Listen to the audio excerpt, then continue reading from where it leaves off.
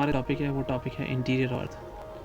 ठीक है, आज हम इंटीरियर ऑफ अर्थ के बारे में जानेंगे और इसमें मैं बहुत सारी चीज़ें बताऊंगा। ठीक है, हो सकता है थोड़ा टाइम लग जाए आंसर देते समय, बट मज़ा आने वाला है इस टॉपिक में। लेट्स चेंज द कलर, जो दोनों के लिए बेस्ट रहेगा। आई थिंक जो यहाँ भी दिख जाए और यहाँ भी दिख जाए। चलो देखते हैं। Which one of the following is not a minor plate. अब जब माइनर प्लेट के बारे में बात हो ही चुकी है तो हम बात कर लेते हैं टोटल प्लेट्स कितनी होती है हमारे पास।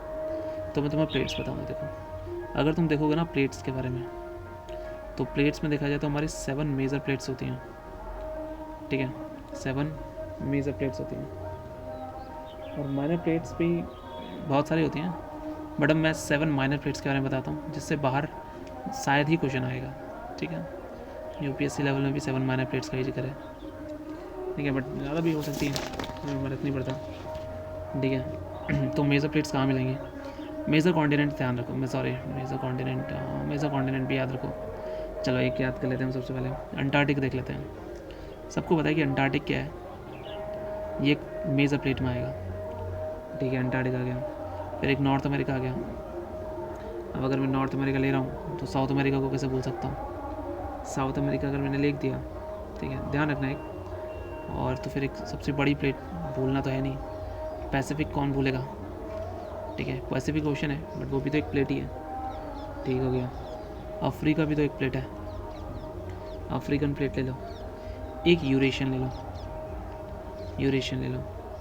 और एक इंडो ऑस्ट्रेलियन ले लो, यानी इंडिया ऑस्ट्रेलिया, यानी इंडो ऑस्ट्रेलियन भी बोल सकते हो। तो ये 7 मेजर प्लेट्स हैं। अब ये तो कोई पूछेगा नहीं कि कहाँ पर है, साफ पता लग रहा है। Eurasia, Africa, Pacific, Antarctica, north America, south America, Indian Australia, सबको पता है।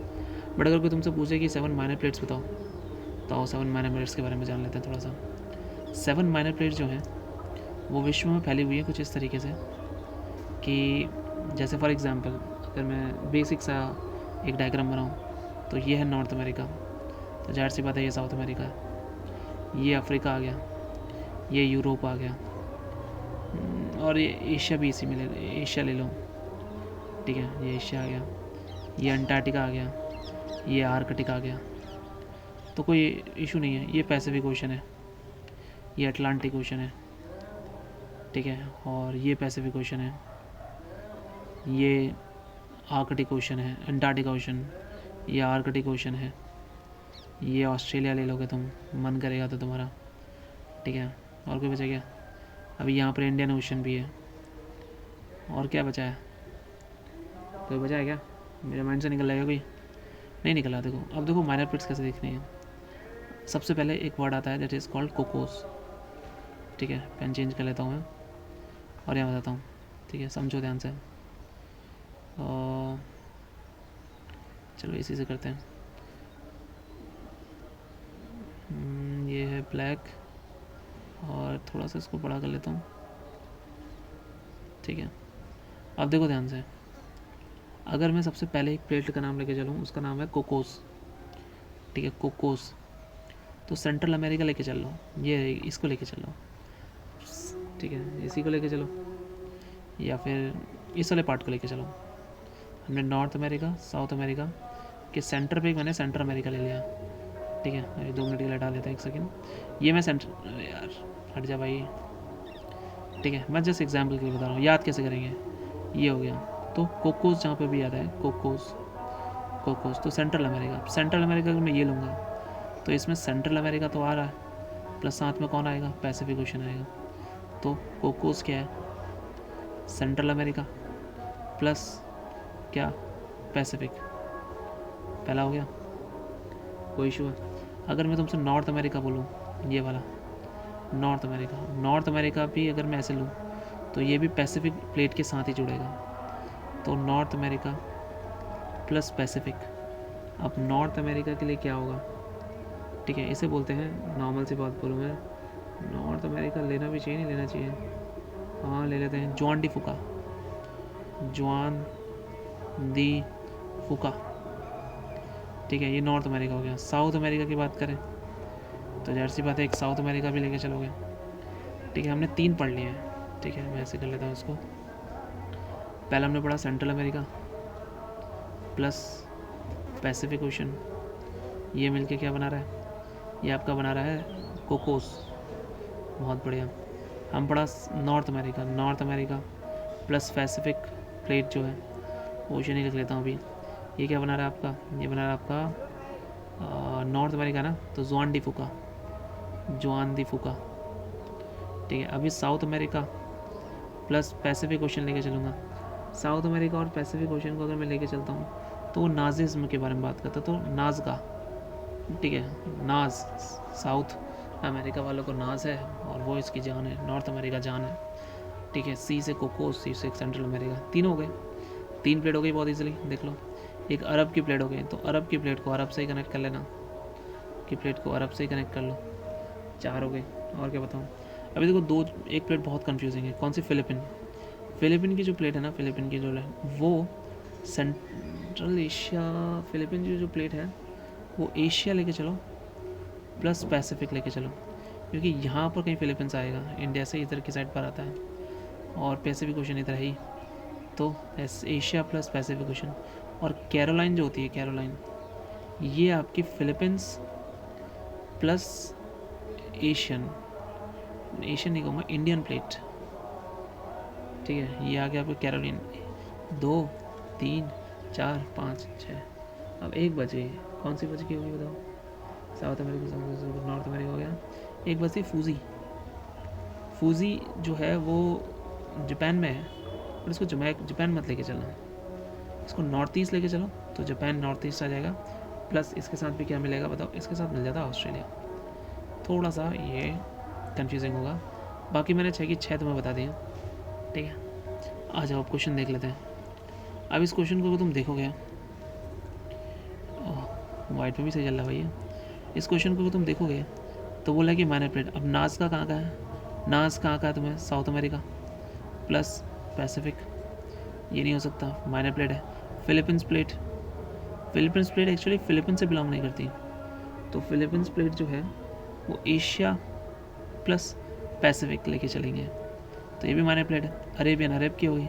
अंटार्कटिका मेजर प्लेट है, 7 मेजर प्लेट है, 7 होगी, 7 मेजर प्लेट आपको बता रखी है मैंने।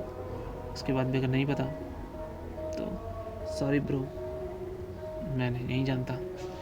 ठीक है, अभी क्या है कि नेक्स्ट क्वेश्चन है लिथोस्फेयर जो है, लिथोस्फेयर सबको पता है कि लिथोस्फेयर जो है वो ज़मीन को ही कहते हैं। ठीक है, अब अगर मैं इस तरीके से एक ज़मीन बना लूँगा ऐसे करके, तो टूटा हुआ है क्रस्ट, मेंटल, कोर, ये है मेंटल, ये है क्रस्ट।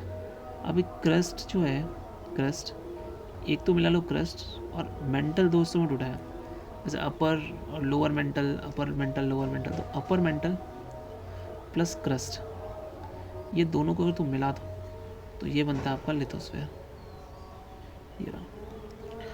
ठीक है, तो यहाँ तक कोई इशू नहीं होना चाहिए। सेकंड वाला क्वेश्चन भी इजी है, आगे देखो। According to geo scientist the shape of earth is, earth का शेप क्या है? देखो, राउंड अर्थ का शेप कभी नहीं है। ठीक है, स्पेयर के क्लोज है, स्पेरिकल भी कह सकते हैं, ऑब्लॉइड भी कह सकते हैं। ठीक है, तो इसका आंसर अगर स्पेरिकल होता तो क्लोज टू द स्पेयर नहीं होता। अच्छा हटाओ, सॉरी, तो स्पेयर नहीं है ना, close to the sphere, oblate, ellipsoid is a correct answer. So 3 and 4 is a correct answer. और नहीं, एक सेकेंड,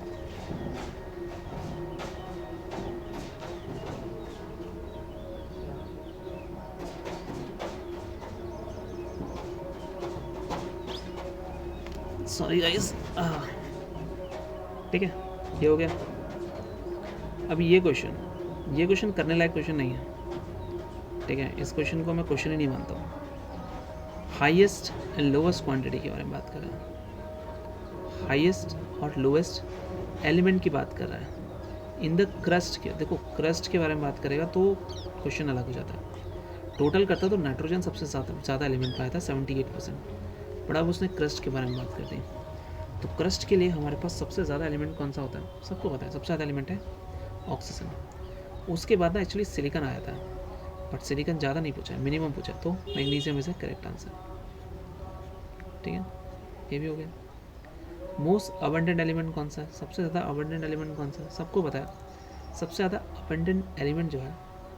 अब देखो ये किस तरीके से आंसर दूँ मैं इसको, ऑन अर्थ क्रस्ट पूछा है, ऑक्सीजन होना चाहिए था वरना नाइट्रोजन होना चाहिए था, वैसे नाइट्रोजन होना चाहिए था but oxygen is a correct answer है CPU के हिसाब से। तो विल सी, ऐसे क्वेश्चन में हमें मार्क्स मिलना चाहिए, ऐसे नाइट्रोजन पे अगर जाते हैं। तो ये क्वेश्चन हो गया, चलो अगले लेवल पे चलते हैं। अच्छा देखो मैंने ना ऊपर मैप रखा हुआ है, पॉलिटिकल भी है इंडियन भी है। अब अगर ऐसा कुछ आएगा तो मैं बताऊंगा, नहीं आएगा तो फिर अब क्या कर सकते हैं। ये क्वेश्चन है, ये बोल रहा है कौन सा ऐसा है जो हमें डायरेक्ट सोर्स का इंफॉर्मेशन देता है इंटीरियर ऑफ अर्थ का। डायरेक्ट सोर्स के बारे में कौन बताएगा? वेव क्या हमें डायरेक्ट सोर्स के बारे में बता सकती है? नहीं। तो वॉल्केनो में बता सकता है, राइट, वॉल्केनो बता सकता है। और ग्रेविटेशनल फोर्स नहीं बताएगा, मैग्नेटिज्म से नहीं पता चलेगा। तो हमें ये दोनों ही बताएंगे, क्योंकि दो ऑप्शन देने। ओके वॉल्केनो ये हो सकता था, पर अर्थक्वेक से ना, अर्थक्वेक की जो वेव होती है ना, वो जैसे 3 टाइप की वेव्स होती हैं, जैसे कि SP रिले, ऐसे बहुत टाइप की वेव होती हैं, L वेव्स।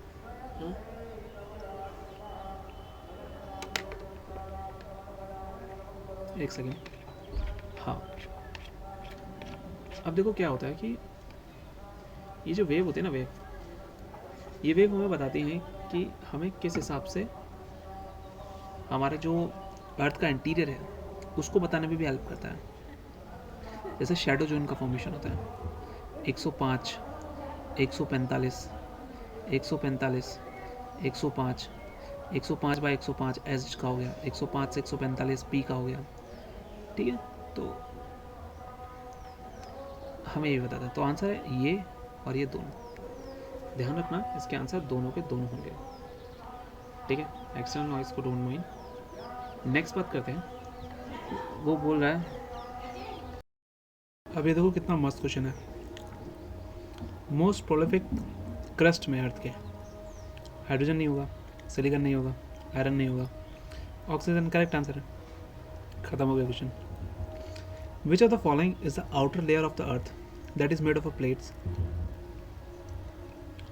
कौन है जो प्लेट्स की तरह बना हुआ है? मेसोस्फेयर कहाँ है? हमारे एटमॉस्फेयर में मेसोस्फेयर सर, स्ट्रेटोस्फेयर, ट्रोपोस्फेयर, नहीं, ट्रोपोस्फेयर, स्ट्रेटोस्फेयर, मेसोस्फेयर, एक्सोस्फेयर या फिर थर्मोस्फेयर, आइनोस्फेयर। इसको एक्सोस्फेयर कर दो, यहाँ पर ये हटा दो, कुछ इस तरीके से। तो मेसोस्फेयर तो हो ही नहीं सकता। बायोस्फेयर तो लिविंग बींग्स को कहते हैं। एस्थेनोस्फेयर वो सरफेस होता है जहाँ पे लिक्विड पाया जाता है, सेमी प्लास्टिक कहते हैं इसको, सेमी प्लास्टिक। तो ये हो जाएगा, तो आंसर इज लिथोस्फेयर। इसमें तो क्वेश्चन नहीं बनता। 9th देखो, हमारा प्राइमरी फोर्स जो हमारे ओशन करेंट्स को, देखो चांद की वजह से ना दिन में 2 बार टाइड्स आती हैं, ठीक है। अब gravity is the correct answer, पर नॉट बोला है तो और देख लो। कोरोलिस फोर्स क्या होता है मैं बताता हूँ। हमारा जब अर्थ होता है ना, ऐसा अर्थ जब वो घूमता है, तो घूमते समय ना जब वो इधर को घूमेगा तो इधर को फोर्स लगेगा, that is what you call coriolis force, ठीक है। और हीटिंग बाय सन हीट होगा तो टेम्परेचर क्या होगा, कोई भी जगह गर्म होती है तो प्रेशर कम हो जाता है। टेम्परेचर के बढ़ने से प्रेशर की कमी होती है, तो पानी उस साइड को जा सकता है, लो प्रेशर। अब लो प्रेशर जाएगा तो क्या बनेंगी, ओशन करेंट्स बनेंगी। तो ये भी नहीं है, this is the correct answer for not a primary force, ठीक है। इजी क्वेश्चन था, चलो ये करते हैं। In the earth atmosphere which are the following have the property of absorbing the heat and contribute to the warming of atmosphere. Atmosphere गर्म करने के लिए इनमें से कौन रिस्पॉन्सिबल होता है? देखो बहुत अच्छा क्वेश्चन है। अभी कार्बन मोनोऑक्साइड से क्या गर्मी हो सकती है? देखो अगर तुम्हें पता हो कि greenhouse gases are responsible for heating of earth में वो एक लेयर बनाती है, जो लेयर क्या करती है, पानी पास तो होने देती हीट को, पर जो वापस जाता था उसको पास नहीं होने देता 100%, तो हीट ट्रैप हो जाती है। ट्रैप होने के कारण क्या होता है, हमारा वार्मिंग ऑफ एटमॉस्फेयर, जैसे ग्लोबल वार्मिंग कहते हैं।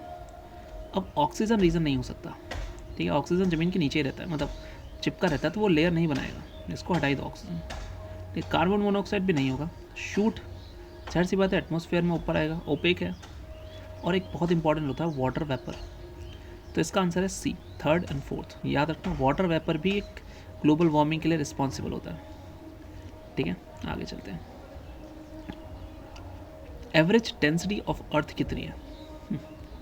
ये क्वेश्चन काफ़ी अच्छा है। देखो, हमारा कॉन्टिनेंटल क्रस्ट है और ओशनिक करंट है, ओशनिक कॉन्टिनेंटल क्रस्ट, ओशनिक, ये ज़्यादा डेंस है तभी तो नीचे है, और ये ज़्यादा हल्का है। ठीक है, अब इन दोनों के बारे में अगर मैं बात करूँ, ठीक है, इन दोनों के, तो ये अप्रॉक्स 2 पॉइंट समथिंग है और ये 5 पॉइंट समथिंग है, नहीं कुछ ज़्यादा ही है, ये ज़्यादा है और ये कम है, बस अभी मुझे इतना पता है। ठीक है, तो एवरेज देखा जाए तो आंसर इज़ 5.717, 5 एवरेज है हमारे अर्थ की एवरेज डेंसिटी, और ये हाईएस्ट डेंस है ऑल ओवर द प्लैनेट्स, हमारे टोटल 8 प्लैनेट्स में। My is and mother just serve us Newtons. ठीक है, नेक्स्ट बात करते हैं। Which is the most abundant mineral in the earth continental crust? इस बार मिनरल के बारे में बात हुई है। ठीक है, इस बार मिनरल के बारे में बात हुई है। तो देखो, ये field spar, aluminium plus silicon, ये सबसे ज़्यादा मिलता है। फील्ड स्पार, सिलिकॉन आया था इसमें, तो ये सबसे ज़्यादा अबंडेंट में मिलता है, that is the correct answer. ये चीज़ तुम्हें पढ़नी होगी, फील्ड स्पार और है। ठीक है, आगे, अर्थ एक्सिस ऑफ रोटेशन किस एंगल पर झुकी पड़ी है?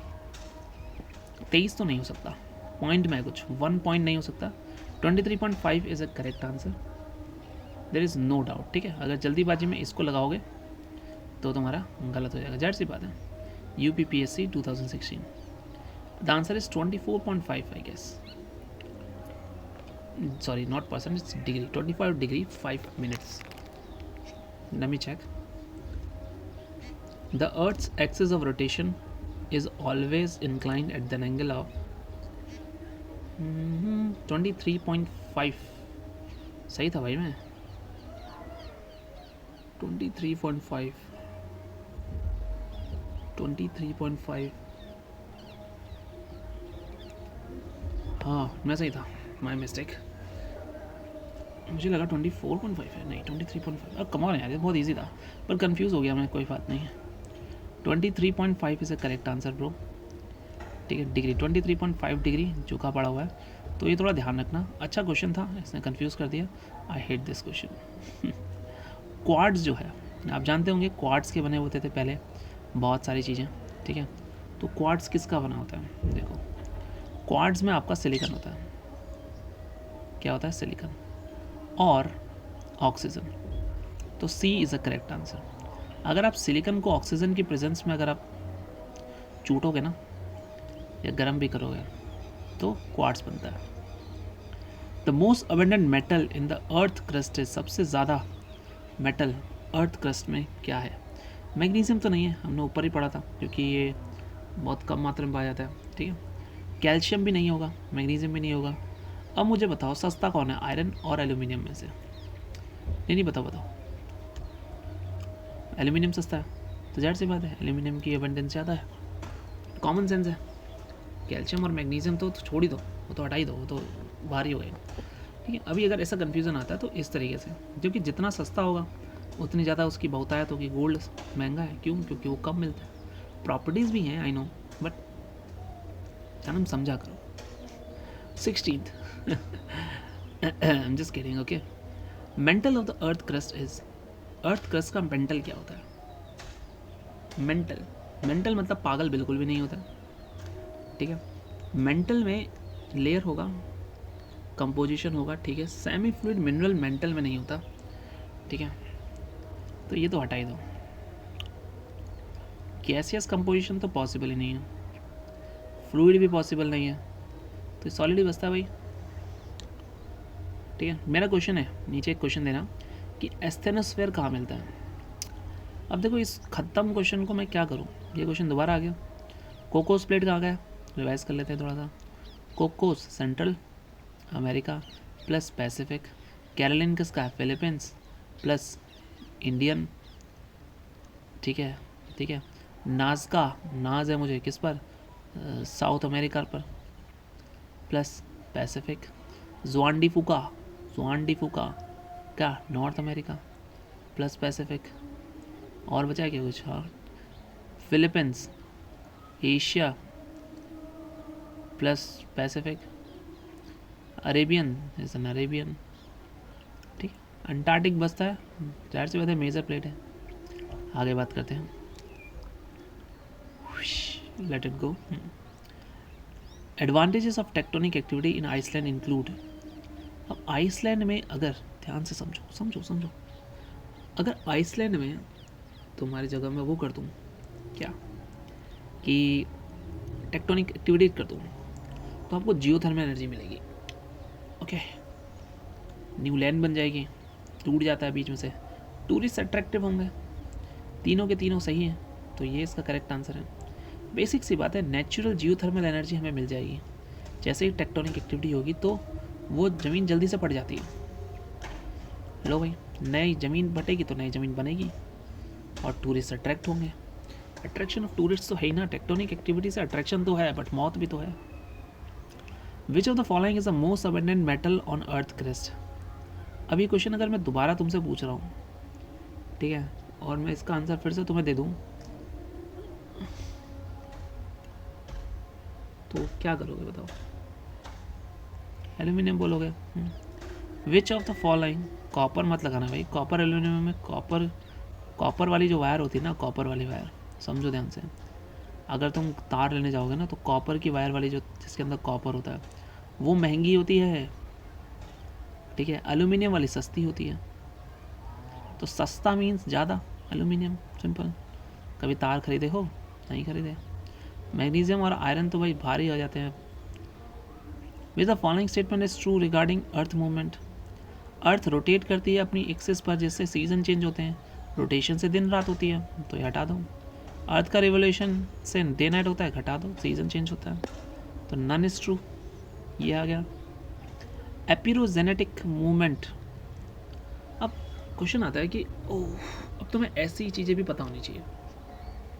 अब तुमको कैसी चीज़ पता होनी चाहिए भाई, यही कि एपिरोजेनेटिक मूवमेंट्स क्या होती हैं। देखो ये क्या होता है, जब मैं एपिरो ऊपर, अपर ऊपर, यानी जब कोई भी लार्ज स्केल में कोई चीज़ होती है ना वो उठ जाती है, और लैंड मास क्या होती है, थोड़ी सी टिल्ट हो जाती है, उसे एपिरोजेनेटिक कहते हैं।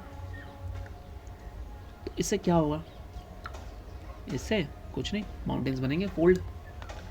एपिरोजेनेटिक मूवमेंट से फोल्ड माउंटेन बनेंगे। प्लेन नहीं बन सकते, क्योंकि उठने की बात चली है। शील्ड नहीं बन सकते, वॉल्केनो तो बन ही नहीं सकता। वॉल्केनो तो जब आपके टेक्टोनिक मूवमेंट होता है वो भी इधर उधर, तो आपका वॉल्केनो बनता है। ये दोनों तो क्वेश्चन से ही बाहर होते हैं। शील्ड बच जाता है तुम्हारे पास, फोल्ड माउंटेन, तो बेस्ट फोल्ड माउंटेन ही है। 22वां question, the boundary between earth crust and mantle is. अब ये तुम्हें याद करना पड़ेगा, चलो मेरे साथ बोलो, कोई मुझे रेड गुलाब ला दो। ये क्या था, कोनराड, मोहो, रपीटी, गुटनबर्ग और लेटराइट, लेमेलाइन, जो भी है, कुछ एल ही सही है, ठीक है। लेहमान मिल गया, देखा, सारे पता लग गए। अगर मैं यहाँ पर दूँ क्रस्ट, मेंटल, कोर रख दूँ, तो कोनराड सबसे ऊपर वाली है, ठीक है, अपर क्रस्ट और लोअर क्रस्ट को बांट देगी, लोअर क्रस्ट, ठीक है, और मेंटल को बांटने वाला बचा कौन, मोहो। आंसर इस क्या, मोहो, करेक्ट आंसर। क्या करूँ मैं, मैं बोर हो रहा हूँ इन क्वेश्चन से, काफ़ी ईजी हैं. What is the correct sequence of layers of Earth from the outside of the planet to the inside? Crust, mental, core. अब आउटसाइड से बोला तो क्रस्ट, मेंटल, कोर. कोई मेंटली होगा जो इसको जल्दीबाजी में भी गलत कर देगा. 24. With reference to the seismic waves, कौन सी सही बात है? देखो वैसे मैं तुम्हें पी वेव्स के बारे में, एस वेव्स के बारे में सब कुछ बता सकता हूँ. बता दूँ क्या? मुझे ढूंढना पड़ेगा कॉपी में कहाँ पर है. 1 सेकंड देना फिर, ठीक है? मैं तुम्हें बता ही देता हूँ. आज राजन राजन राजन तू भी क्या याद करेगा कि जाहिर ने तेनू छोड़ दिया. ओ लख. सोच रहा हूँ गिटार लेकर आ जाऊँ. क्या मौसम हो भाई, मौसम है बड़ा कातिल.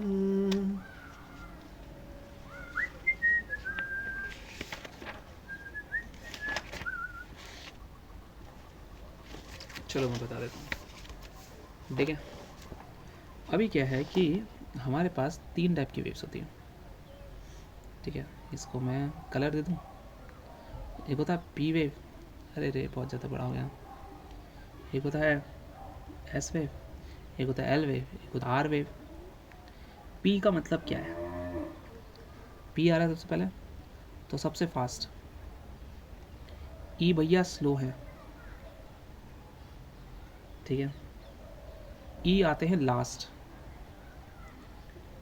ये जो हैं ये ऐसे आते हैं. इसका मतलब पी से हमें कोई खतरा नहीं है. पर पी कन्वर्ट होते हैं एस में, एस कन्वर्ट होते हैं एल में, तो खतरा तो है. ये सबसे पहले पहुँचते हैं, इन्हें प्राइमरी वेव्स कहते हैं. ये कंप्रेशन और रेयरफेक्शन से होते हैं, यानी प्रोपोगेशन इज पैरेलल, ऐसे चलते हैं. यानी ये तुम्हारे पी वेव्स है, सिंपल, ठीक है? पैरेलल ऐसे चलेंगे. अब इसमें कंप्रेशन आएगा जहाँ पर एक साथ चिपके होंगे, कंप्रेशन. जहाँ पर वो आएगा उसे बोलते हैं डायलेशन, रेयरफेक्शन, जो बोलना हो, ठीक है? ये साउंड वेव की तरह होते हैं और इनकी फ्रिक्वेंसी बहुत ज़्यादा होती है, किसी भी मीडियम में जा सकते हैं.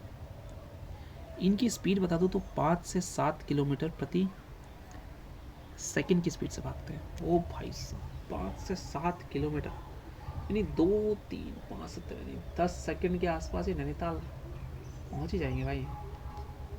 50 नहीं है, यहाँ से 20, 25, 30 है. 6 सेकंड में नैनीताल पहुंच जाएगा. स्पीड देख लो भाई की. बट इसी का जस्ट स्लो होता है. सेकेंडरी वेव्स कहते हैं इनको, एस वेव्स को. ये ट्रांसवर्स होंगे, बस इसको याद रख लो, ये याद ही नहीं करना.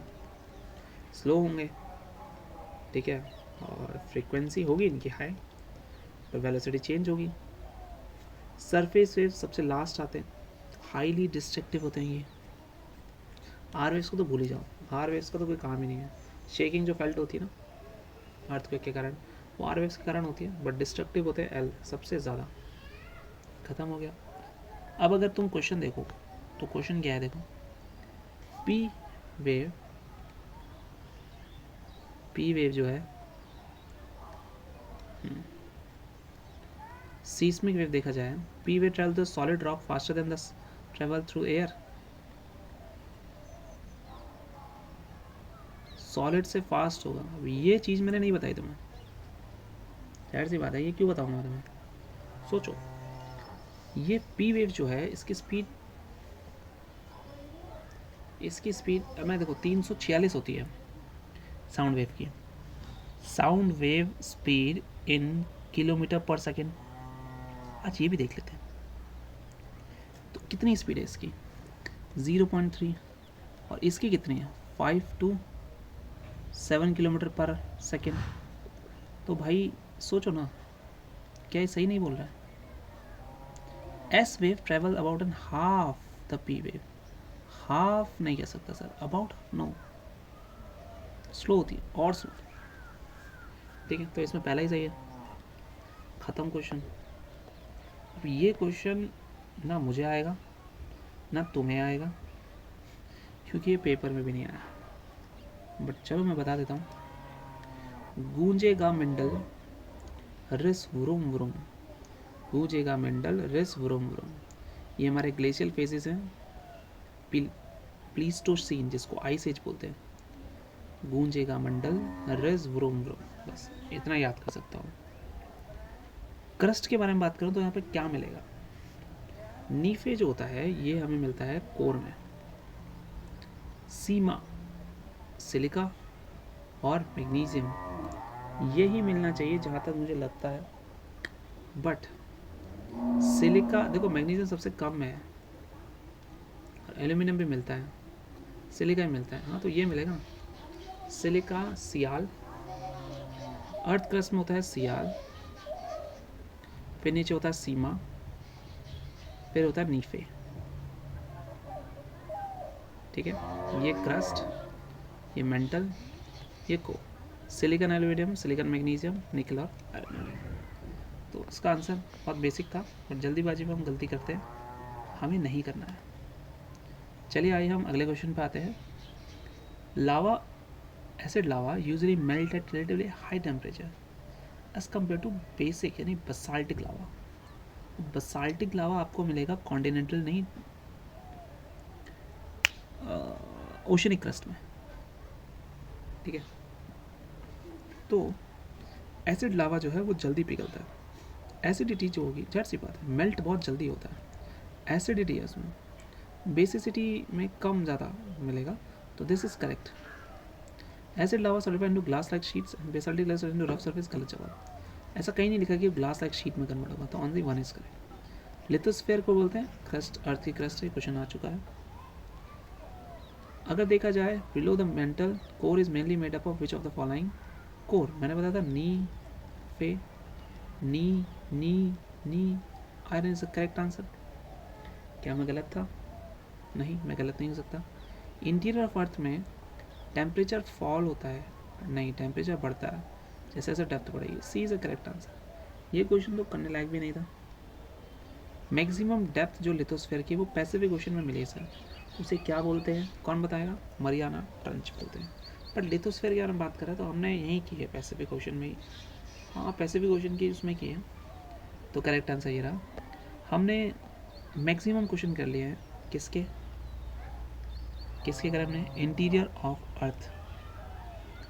ठीक है, तो अगला टॉपिक जो होगा हमारा वो होगा लॉन्गिट्यूड और लैटिट्यूड का, तो उसको देखना बिल्कुल ना भूलें।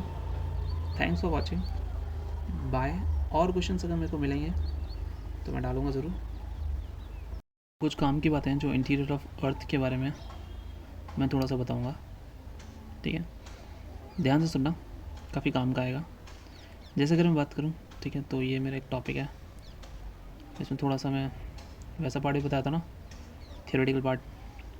अगर अर्थ के बारे में जानना हो तो इंटीरियर ऑफ अर्थ को जानने के लिए आप टेम्परेचर का यूज़ करो, आप वॉल्केनो का यूज़ करो, ठीक है, रॉक का यूज़ करो, ठीक है, टेम्परेचर का यूज़ करो, ठीक है, मेटेओराइट्स को याद करो। मीटेओराइट्स क्या होते हैं? मीटेओराइट्स बहुत लोग कंफ्यूज होते हैं कि मीटेओर्स क्या होते हैं, मीटेओराइट्स क्या होते हैं। मीटेओराइट्स जो होते हैं अर्थ में जो आ चुके होते हैं उन्हें मीटेओराइट्स कहते हैं, ठीक है, ऐसे लिख देता हूँ अर्थ के लिए। अर्थक्वेक के लिए मैंने बताया था अभी अर्थक्वेक क्या था, ठीक है, मेरा पहला ही क्वेश्चन क्या था, कुछ आसपास ही था कि अभी तुम्हें यहाँ पे दिखा हो कि ये रहा कि डायरेक्ट सोर्स है इंटीरियर जानने के लिए, तो अर्थ का मैग्नेटिज्म नहीं था, वॉल्केनो था और ग्रेविटेशन, ये तुम्हारा ये दोनों हट जाएंगे, इसका आंसर सिर्फ ये था, वॉल्केनो और अर्थक्वेक वेव। तो यहीं पर वही लिखा हुआ, मैंने अर्थक्वेक लिखा है और वॉल्केनो लिखा हुआ है, ठीक है, तो ये चीज़ हो गई। अभी तुम्हें ये तो मैंने बता देना कि शॉर्टकट बता था मैंने, कोई मुझे रेड गुलाब ला दो, ठीक है, ये तो आ जाएगा कॉनराड, ये आ जाएगा मोहो, ये आएगा रेपिटी, ये आ जाएगा गुटनबर्ग, ये आ जाएगा लेहमान। अब अकॉर्डिंग टू द क्रस्ट ठीक है, मेंटल कोर करके एडजस्ट कर लेना, ठीक है, ईजी था।